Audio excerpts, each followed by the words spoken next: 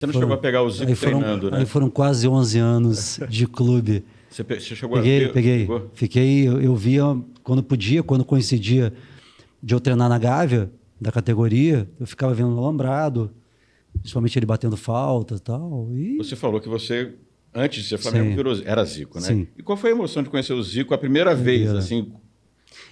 Todo mundo fala que é um encantamento, né? Sim, na verdade, eu tive recentemente com ele, por um convite dele, e, na verdade, assim, é curioso isso, porque eu tive várias vezes com o Zico, e hoje, assim, eu posso considerar como um amigo, ídolo e amigo, né? E é isso que você falou. Quando você conhece, você se encanta ainda mais.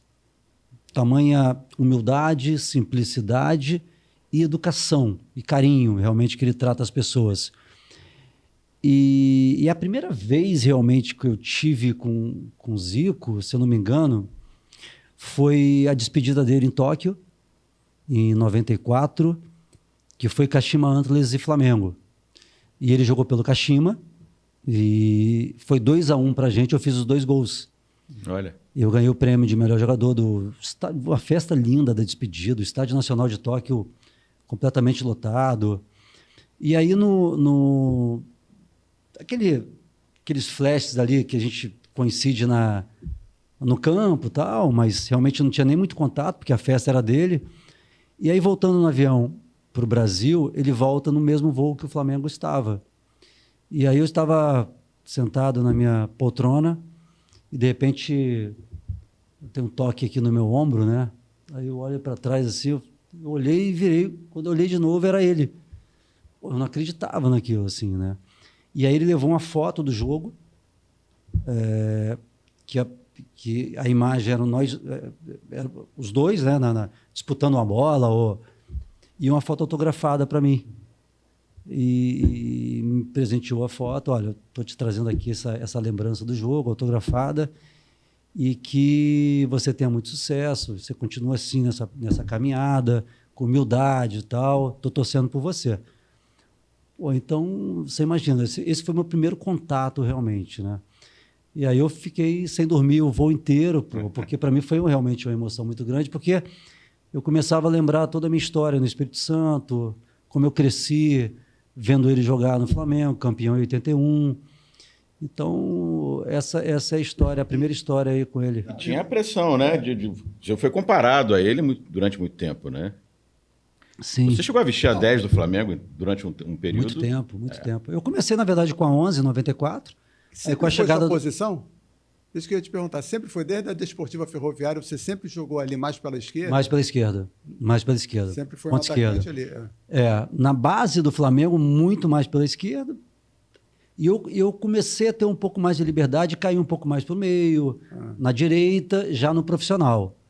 Mas a minha maior parte ali, eu acho que 80% do meu posicionamento em campo era mais pela esquerda mesmo. Como é que era lidar com isso, né? Com essa comparação que a torcida fazia e que precisava ter de alguém como referência, né? Olha, para mim foi, incrível que pareça, para mim foi uma coisa muito natural. Eu não encarei isso como pressão, não. Eu encarei, curioso, eu encarei como algo muito, mas muito positivo. Porque para mim, eu usar a camisa 10, eu sabia que era primeiro uma honra muito grande, uma responsabilidade, o que significa camisa 10 do Flamengo. Mas, ao mesmo tempo, eu conseguia levar na forma que é apenas um número, justamente para eu não carregar algo que eu não conseguia. Eu sabia que eu estava com a 10, mas para mim, quando eu entrava em campo, eu tentava desconectar isso. E eu usei isso como algo muito positivo. Porque eu comecei a pensar, poxa, se eu estou sendo comparado com o Zico, é porque algo bom eu estou fazendo. Eu estou jogando bem, eu estou me destacando. Então eu vou procurar cada vez mais me destacar e melhorar e assumir o papel de protagonista, saber aonde eu estou, a responsabilidade de vestir a camisa do Flamengo. Então, para mim, foi muito natural, assim. Eu não criei uma responsabilidade, não. Para mim foi... Pô, eu fiquei muito feliz quando eu comecei a ser comparado. Porque eu sabia que aquilo ali não era real. Porque internamente eu sabia que não tem ninguém, não tem nada no Flamengo que se possa comparar com ele. Sim. Então, eu só pensava em buscar meu espaço, fazer o meu trabalho e me destacar. As cobranças externas, né? O Gilmar Popoca foi outro que passou por esse problema também, de ser um 10, e ainda mais que ele batia a falta e tal. E poucos se firmaram ao longo dos últimos anos com a 10, né? E tinha gente que não queria usar. Eu confesso que, assim, no começo, eu tive uma ressalva, assim, que eu sabia do tamanho. Pois é. Então, eu passo o ano de 94 com a camisa 11. Pô, eu fui artilheiro do time no campeonato. Começou com a 11? Começou com a 7? 11. A base toda... A base foi 11, ali no sub-20 já usei a 10 e no profissional 11. Aí, pô, fiz um ano de 94 muito especial, assim, apesar da dificuldade que era. Eu fui artilheiro do Flamengo com 10 gols no Campeonato Brasileiro. E aí, com a chegada do Romário, no início de 95, ele passa a usar a camisa 11. E aí eu na época, falei, eu posso usar 7? Aí eu comecei a usar 7. Aí veio aquela questão, aí chegou de 10. Nesse time, no caso, quem não passou lembro, a ser 10? Nem lembro. Ficava... Muita gente vestiu a 10. Não tinha. 95. Muita gente vestiu a 10. E aí foi a 7, depois com a chegada do Edmundo, que usava 7 também. Aí o Kleber, né? O Kleber Leite, na época, falou assim: não, você tem que ser a 10. Você tem que usar 10, não sei o quê. Eu falei, olha, tá bom, eu vou assumir essa responsabilidade. Eu só acho que agora, a partir de agora, eu só perco a 10 se o Zico voltar. Eu pensei, como ele não vai voltar a jogar, e aí eu passei a usar 10 e foram Você fez uma trajetória até similar à do Zico, que jogou com 7, com 9, com 11, até finalmente que usar a camisa 10. Mas no final eu gostei muito de usar a camisa 10. Para mim foi algo muito especial. Depois eu usei a 11 no Real Madrid durante 5 anos. Depois eu vou para o Zaragoza também, que foi uma passagem muito especial, que eu usei a camisa 10. Então ficou naquela de 11 e 10, meio que intercalando. Título brasileiro de 82, foi a sua subida para o profissional.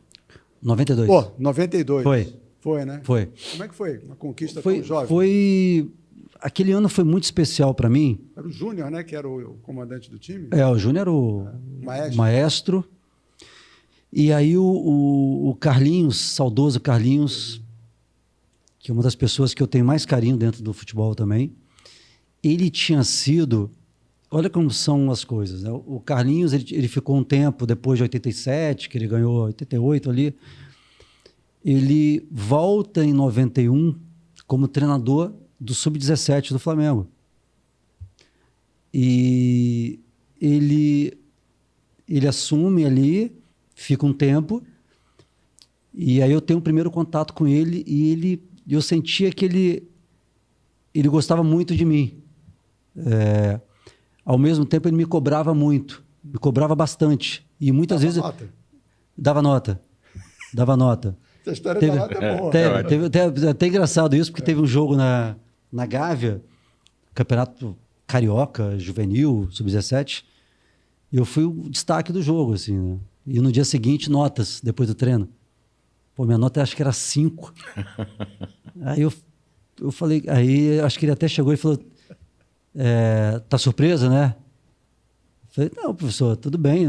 É sinal que você tem que melhorar muito ainda. Eu falei, beleza, então isso para mim foi importante, porque ele era uma pessoa que cuidava muito, que ele tinha essa preocupação. Eu tive 2 grandes treinadores na categoria de base. Quando eu cheguei, na verdade 3.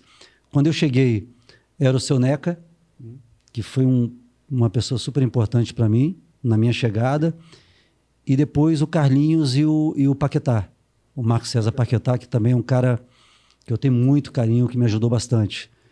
E aí foi meu primeiro contato com o Carlinhos. Logo depois, Ele, profissional. em 92, ele já assume o profissional e eu lembro que eu estava na concentração, eu morava na concentração do Flamengo, nessa época eu estava no Morro da Viúva, e aí tinha o Isaías Tinoco, o supervisor, que o Isaías, todo mundo tinha medo dele, né? Meu Deus, era um cara... E ele me liga... Super rigoroso. Ele me liga pro telefone da concentração, né? Aí a assistente social falou, sabe, o professor Isaías quer falar com você. Eu falei, ai meu Deus, o que eu fiz? O que eu fiz? E era preocupação, né? Aí eu atendi o telefone dele, caramba! Aquele jeito de falar, né? Você só faz merda. Eu falei, professor, o que eu fiz? Vem pra Gávea agora. Larguei o jantar. E ele não falou que era? Nada. Corri, peguei o ônibus dali já vermelho. Aí eu chego na Gávea, ele aperta a minha mão e fala, parabéns, você a partir de manhã treina no profissional. Que maldade. Eu falei, professor, não faz isso comigo, professor. Mas ele era um cara que quebrava muito também, mas ele tinha muito carinho por mim, o Isaías, né? E aí no dia seguinte eu comecei a treinar no profissional e foi uma experiência muito grande para mim, porque eu ali, 17 para 18 anos, eu participo daquele grupo que conquista o Campeonato Brasileiro. Fui a alguns jogos, time para o banco de reserva e ali foi realmente o primeiro contato no profissional e eu via ali que eu tinha que encontrar meu espaço, porque tudo que eu tinha feito no futebol de base, se eu não fizesse no profissional,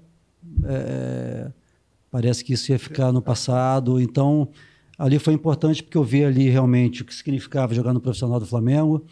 Eu vi jogadores, por exemplo, na época como Júnior, como Gilmar, como Gotardo, como Zinho, que é um cara que eu admiro muito, encaravam o Flamengo, encaravam a carreira, o profissionalismo, e aquilo ali eu fui absorvendo pouco a pouco, assim. E aí teve essa grande conquista, né, que foi o Campeonato Brasileiro, e depois eu desço para o Sub-20, a gente é campeão carioca também, e depois, em 93, com o Júnior, quando ele se efetiva como treinador, ele me puxa direto profissional e aí eu nunca mais saí. Você ali no... Para não perder o gancho, você pega o ônibus, porque vai à Gávea e recebe uma notícia, e aí você pega o ônibus e volta para a concentração? Sim. Ele não podia ter falado pelo telefone? Não. Por quê? Não, porque não, porque ele queria me dar a notícia pessoalmente. Eu acho que ali... E valia o susto também, né? Foi um susto, eu fui nesse susto, mas ao mesmo tempo ele quis apertar minha mão, me dar um abraço e falar que para mim era uma conquista, né? Ele tinha me acompanhado a base inteira, ele sabia da dificuldade que era, e depois ele me deu um abraço. A viagem de ida foi angustiante. De volta foi uma das viagens mais maravilhosas que eu tive na minha vida. Eu nunca tive tanto prazer de andar no ônibus na minha vida. Assim. Aí eu cheguei, aí foi realmente foi muito legal. Vamos voltar aqui nessa geração de 92. Você é um pouco mais novo, então, do que a geração de Paulo Nunes, de Djalminha, Marcelinho. Sim. O Paulo Nunes era o Diabo Louro, acho que 3, 4 anos mais novo, se eu não me engano. O Paulo Nunes, não sei se não era Diabo Louro? O Paulo era Diabo Louro. Paulo é meu amigo pessoal, adoro o Paulo. Então o time tinha o Diabo e o Anjo. Na verdade, você ainda não era, né? Não, eu não era ainda. Eu fui depois, né? Eu fui depois. Mas era um grupo... Não, e o legal é que você escapou do Júnior Baiano. Escapou ali? Não, eu estava ali ainda. Treinou com ele? Muito. Contra? Meu Deus. E aí? Coletivo, então. Tinha que estar, né? Essas histórias são divertidas. E, pô, são caras que, assim, hoje eu tenho um carinho muito grande, né? Pô, o Baiano, o Paulo Nunes, o Djalma também tive recentemente. Então, são pessoas que... Tem uma história... Sabe o que é ser Flamengo também, cresceram ali, né? Pois é. Tá no Paulo Nunes uma curiosidade. Ele hoje é apresentador de televisão e tal. E muito se brinca que ele nunca fez gol de pênalti, não é uma história que se conta? Eu não sei, é verdade, é curiosidade. Eu nunca vi o Paulo batendo pênalti, mas não sei. Eu não sei. Paulo Nunes nunca fez um gol de pênalti, ele ri, brinca, diz que já fez, tá? Você não tem nenhuma história. Não. Pô, a história com o Paulo é muito legal, porque é uma pessoa que eu tenho muito carinho. E a gente ficava muito junto no Flamengo ali também. Então tem história. Hã? Então tem história. Então, assim, até a questão da ida dele pro Grêmio, a gente conversou, porque ali eu já estava jogando, né? A chegada do Romário. E ali a dificuldade que ele, um grande jogador, de como seria o ano de 95 para ele, como atacante. E ele falou que tinha uma proposta do Grêmio, e a gente conversou muito, e depois dessa conversa eu falei com ele que eu acho que pela qualidade que ele tinha, pelo talento que ele tinha que jogar em algum lugar. E aí eu acho que a proposta também foi boa, depois eu não participei e tal.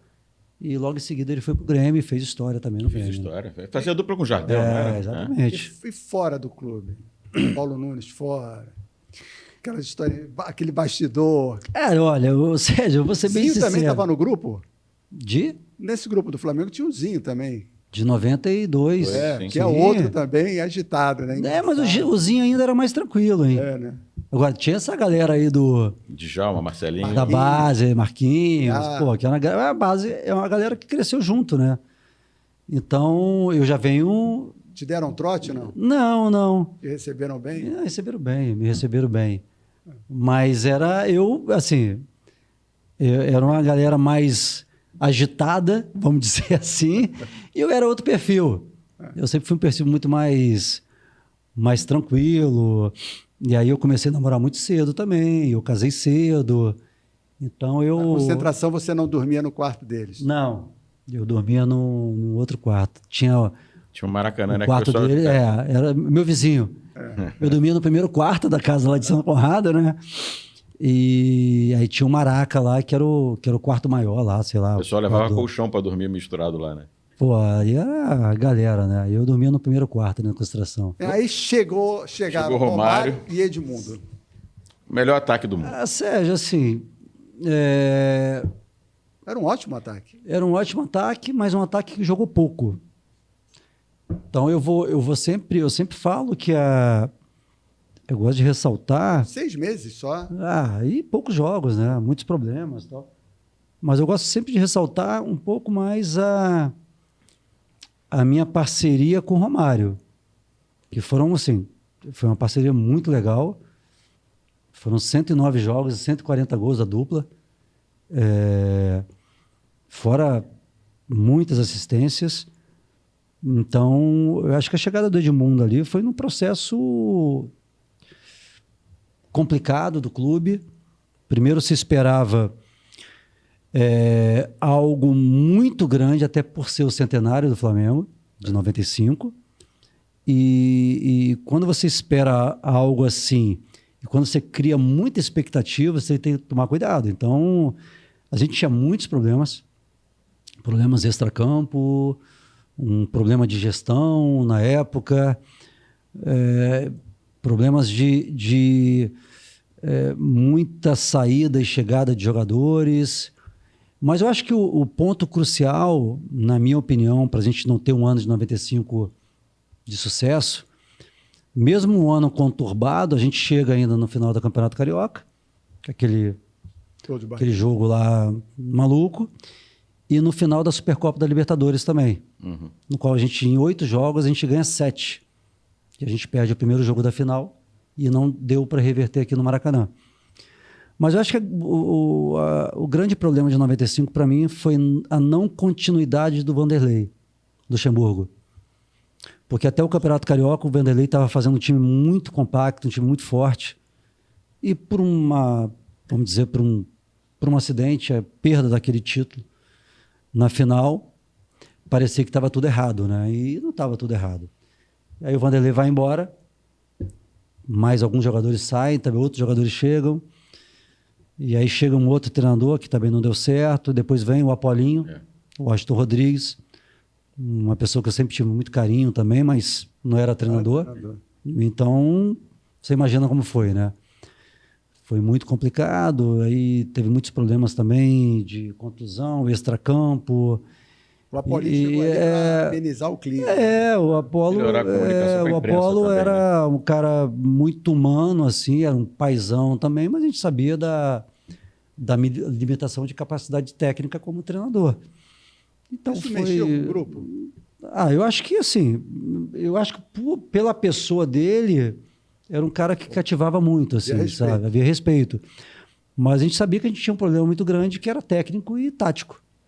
Então, não ia ser resolvido. Eu acho que chega um momento ali que você fala, você tem que se superar individualmente. E chegou um momento do ano, no Campeonato Brasileiro e na Supercopa da Libertadores, que eu falei, eu vou fazer a minha parte.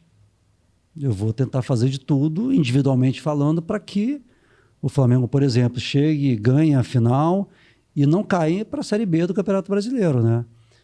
E foi isso que aconteceu. Assim. Naquele ano caíam só 2. Caiu 2. Caiu 2 e o Flamengo ficou em 21º. Pois é. Aí você falou dessa parceria com o Romário, né? Foram cento e tantos jogos, 140 gols. Sim. Como é que era essa convivência?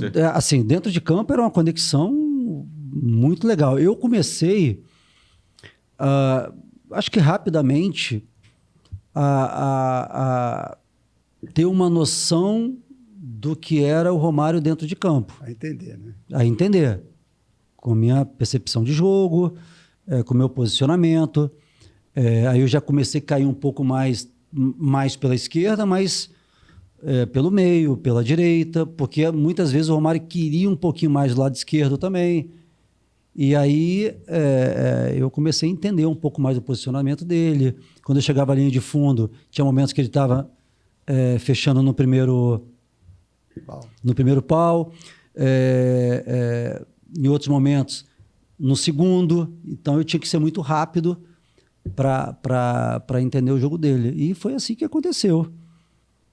Acho que de vários gols que ele fez, acho que é uma colaboração muito legal ali de assistências que eu dei. Gols lindos e gols importantes. Então era um pouco isso. Eu comecei a ter essa percepção, enxergar muito o jogo em função dele também, mas não eliminando as minhas características que a torcida gostava, a torcida conhecia e que eu também gostava, né? Então, se eu pudesse vê-lo em campo e passar em melhor colocação, eu ia passar. Agora, se eu pudesse driblar e fazer as minhas jogadas individuais também, eu não abria mão. E ele não, nunca. Pra você ter uma ideia, nunca reclamou comigo se eu não dei o passe para ele, se eu driblei demais, nunca. Eu acho que isso foi muito legal também da parte dele, porque ele sabia basicamente que eu corria muito ali também, que eu tentava muitas jogadas, e quando eu podia, eu jogava nele. E aí, quando eu jogava, muitas vezes era... E poder goleador que ele tinha era algo que pra gente era muito bom também. Você era um dos filhinhos do Papai Joel? Não, assim... Ele me tratava com muito carinho, assim, com muito respeito e com muito profissionalismo, né? Mas o Papai Noel tinha uns filhinhos ali. Pô, o Iranildo era filhão. O Iranildo era uma figura, mas é um cara que entregou muito também, né? Então, aquele time de 96 que a gente ganha o Campeonato Carioca invicto, a gente tinha na reserva Iranildo, tinha Jair, tinha Amoroso, tinha outros jogadores ali, então, porque o Joel achou 11 ali ideal e foi naquele... Mas esses sempre entravam também, né? E foram muito, mas muito importantes também. De confiança dele. Muito. O Iranildo, todo jogo entrava para ele, soltava o Iranildo lá, fazia uma fumaça e sempre uma assistência para mim, pro Romário também. O Amoroso nem se fala, que para mim era um grande jogador. Mas ele criou essa conexão legal em 96. Como é que era ele ali no dia a dia? Ele tinha o trabalho... Ele brigava muito? Não. Ele chamava atenção no treino, mas ele brincava muito também, né? Eu acho que ele tinha esse lado pai, educador, que às vezes via que algo estava muito tenso, ele tentava, com essa brincadeira, quebrar um pouco essa tensão. E eu acho que foi isso que ele trouxe. Ele trouxe em 96, assim, essa conexão. O Ricardo Gomes esteve aqui e disse que um dos segredos do sucesso do Fluminense era o vestiário alegre. Era alegre o vestiário? Era alegre. Era muito. Então, às vezes, a gente... Sério mesmo, dava...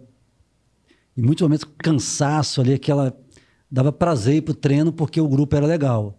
Tinha esse ambiente de alegria, de conexão. Então, o primeiro quarto ali que a gente dormia, se eu não me engano, era eu, Marques, o Irã, né, o Iranildo, e o Gilberto. Pô, ali era... E o Iranildo, cara, você tinha que pedir para ele parar pra gente dormir, né? É mesmo? Pô, mas era uma figura. E toda hora ele fazia uma brincadeira, né? E pegava no pé do Gilberto e do Marques toda hora. E teve uma vez que a gente... parecia tão quietinho. Não, mas ele era engraçado pra caramba. Teve uma vez que a gente tava já pra dormir assim, a televisão baixinha, já ali, todo mundo deitado no escuro, né? E aí bate na porta. Eu falei, mas quem bateu? Joel. Pô, ele bota só, abre a porta, você bota a cabeça. Aí ele fala, nenenzinho de papai já tá mimindo? Aí eu falei, não, cara, aí o Gilberto e o Marcos olharam assim, não é possível, começamos a rir, cara. Neném já tomou dedeira hoje? Assim mesmo. Então aí o Iranildo começa, aquela risada dele, maluca, né? Aí quebrou. Aí a gente acende a luz, começa... Aí ele sai do quarto, fecha a porta e a gente fica rindo ali o tempo todo, né? Então tinha esse clima, mas ao mesmo tempo ele exigia. O treinamento era sério, o treinamento era... Então tinha essa alternância, essa brincadeira. Que teve a história do Romário, que o Romário saiu e voltou e fez 2 gols em cima do Vasco, na véspera, dormiu fora da concentração. Não teve uma história dessa? Acho que foi 1-0. Eu não sei. 1-0 que ele... Dizem, eu não vi. Foi lá em São Conrado. Eu não vi saindo nem chegando. Mas dizem que acho que ele fez até o gol da vitória. Pois é. Acho que foi 1-0. Aí que surgiu a história do treinar para quê?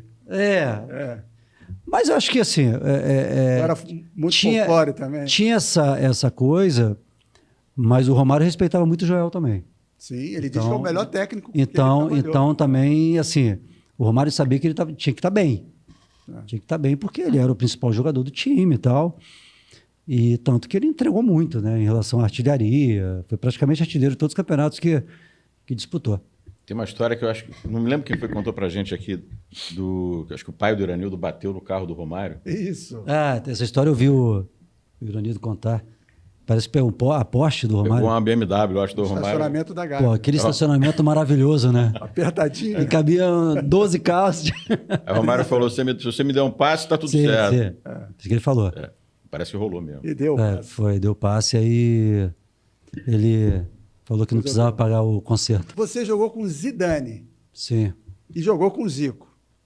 É possível fazer um... O Zico, joguei contra ele naquele jogo, não. Você nunca jogou ao lado do Zico? Infelizmente, mas imagina, esse seria o grande sonho, né?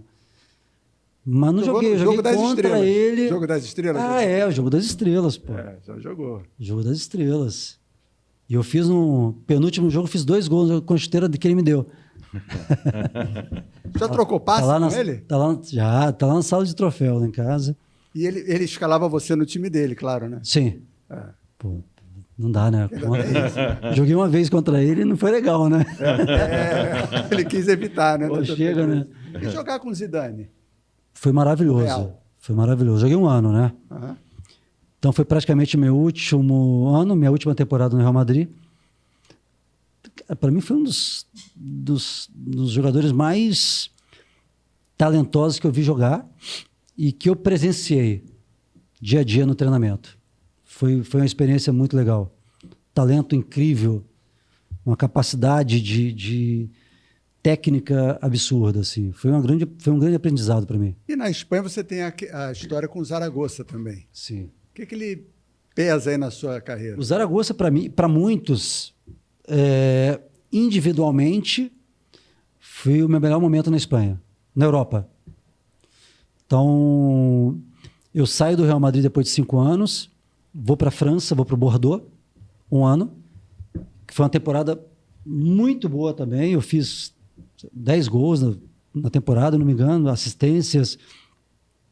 Só que eu queria voltar para o futebol espanhol. E aí veio o Zaragoza e subindo da segunda divisão, monta um time, contrata ali 5, 6 jogadores. Um dos jogadores era o Álvaro, o zagueiro, que foi campeão brasileiro com o Flamengo em 2009. Contratou o Davi Villa do Rijon, do Sporting.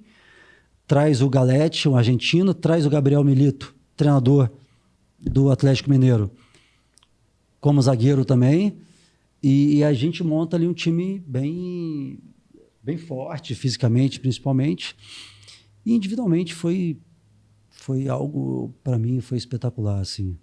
Eu sempre falo que foi o único time que eu, quando saí, dei a volta olímpica e volto no estádio, sozinho, a torcida toda aplaudindo, que foi espetacular. A gente, em 3 anos, chegamos em 3 finais, ganhamos a Copa do Rei da Espanha contra o Real Madrid, os Galácticos. Depois a gente ganha a Supercopa da Espanha contra o Valência.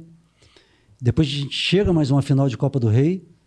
Então, depois de 3 anos eu saí. Então foi um momento muito legal também. Você é o Galáctico do Zaragoza. Dizem, né? Dizem, né? Então foi legal porque a parceria com o Davi Villa também foi muito legal.